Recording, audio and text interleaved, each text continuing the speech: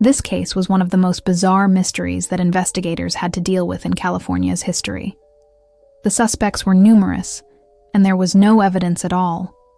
No fingerprints, no weapon, no nothing. The only thing that investigators had to go on was a trail of blood. On June 26, 1984, a local newspaper published an article that would become infamous throughout the state. It told the story of the Keddie Cabin Murders. 4 people from the small town of Yuba City, California, went missing after visiting a remote cabin near the Sierra Nevada mountains. And despite the best efforts of law enforcement, their bodies have never been found, and their killer remains at large. But what makes this case truly terrifying is that the victims may have been killed by a serial killer who also targeted young women in other states, including Colorado and Arizona. So today, let's talk about the details of this case and try to unravel this nightmare together. As we begin our chilling tale, allow us to transport you back to the summer of 1984 in Yuba County, California.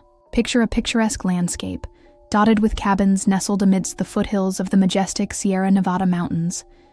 It was here in this serene setting that 4 individuals embarked on what was supposed to be a fun-filled weekend getaway. They were friends who wanted some time away from it all. Among them were 2 sisters, 27-year-old Sharon Hudgens and her younger sibling, 23-year-old Bernice Manning. Also part of this close-knit group were 20-year-old John Hudgens, Sharon's boyfriend, and 17-year-old Dana Wingate, Manning's friend. They decided to rent a cabin near the small town of Keddie, about 30 miles north of their homes. But little did they know that this idyllic retreat would soon turn into a scene of unimaginable horror. On the afternoon of April 1984, the friends arrived at the cabin located on the banks of the Yuba River. The group settled into their temporary home for the weekend, eager to enjoy some much-needed relaxation and camaraderie. However, by the evening of the same day, the mood would take a sinister turn. A late-night phone call to the local sheriff's department reported a disturbance at the cabin. The caller described a man armed with a knife, shouting and causing a ruckus. When deputies arrived, they discovered that the man was heavily intoxicated and had wandered off by the time they got there. The officers concluded that it was just a drunken individual and no foul play was suspected. But this seemingly minor incident would soon be overshadowed by a horrifying revelation. When the friends didn't show up for work or school the next Monday, their concerned families contacted the police to report them missing. What followed was a massive search operation involving hundreds of officers and volunteers. The investigation quickly revealed disturbing clues that pointed to a grim fate for the missing individuals. And while the authorities worked tirelessly to piece together the events leading up to their disappearance, each new piece of information only deepened the mystery surrounding the Keddie Cabin Murders. As news of the disappearances spread, the tight-knit community of Yuba City was shaken to its core. The families and friends of the missing individuals held on to hope, desperately searching for answers. Sharon's mother, Diana, tirelessly distributed thousands of flyers bearing her daughter's smiling face, while Bernice's aunt, Helen, organized vigils and prayer circles. The weight of the unknown pressed heavily upon them as days turned into weeks, with still no trace of the missing friends. As the investigation unfolded, investigators uncovered unsettling details about the events preceding the disappearances. Witnesses came forward recalling strange occurrences around the time of the incident. One neighbor mentioned seeing a suspicious white van near the cabin, while another reported hearing screams in the night. These fragments of information, though cryptic, fueled the investigators' determination to find out what really happened at the secluded cabin. But it was inside the cabin that the most disturbing evidence was found. The authorities entered the premises to find signs of a struggle: overturned furniture and blood-stained mattresses. The living room bore the marks of violence with slashed cushions and a fireplace poker lying nearby. What had transpired within those 4 walls? Investigators wondered. The answer seemed to lie in the very walls of the cabin, silently bearing witness to the horrific events that had unfolded there. The team meticulously combed through the crime scene, hoping to find any clue that could lead them to the missing individuals. Every creak and every shadow seemed to hold a piece of the puzzle. Yet the deeper they delved, the more perplexing the case became. There were no signs of forced entry, no obvious motives, and no clear suspects. It was as if the cabin itself was guarding its secrets jealously. As the investigation reached a standstill, the families of the victims grew increasingly desperate. Weeks turned into months, yet there was still no concrete evidence to go on. The media scrutiny intensified, turning the quiet town into a hotbed of speculation and rumors. Theories abounded, but without substantial evidence, they remained just that, theories. However, a glimmer of hope appeared on the horizon when a break in the case seemed imminent. A witness came forward claiming to have seen the white van that had been spotted near the cabin.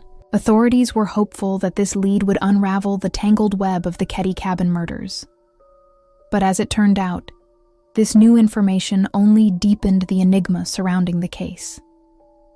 The description of the van and its occupants didn't match any known associates of the victims, leaving investigators baffled once again. The elusive vehicle and its mysterious occupants became the focal point of the investigation, but leads ran cold, and the trail grew increasingly tenuous.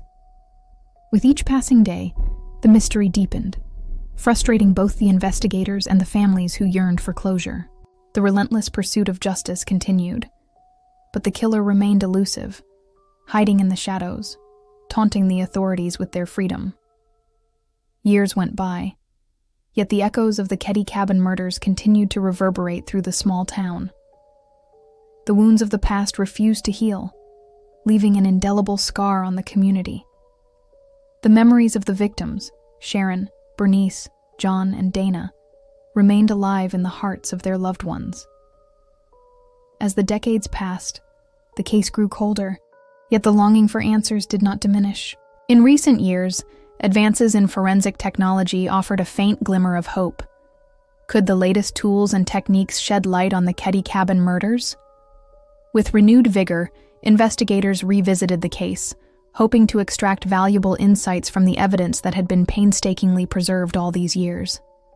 They re-examined the physical evidence, hoping that modern technology could reveal what had been hidden for so long. But as they delved deeper into the case, they uncovered more questions than answers.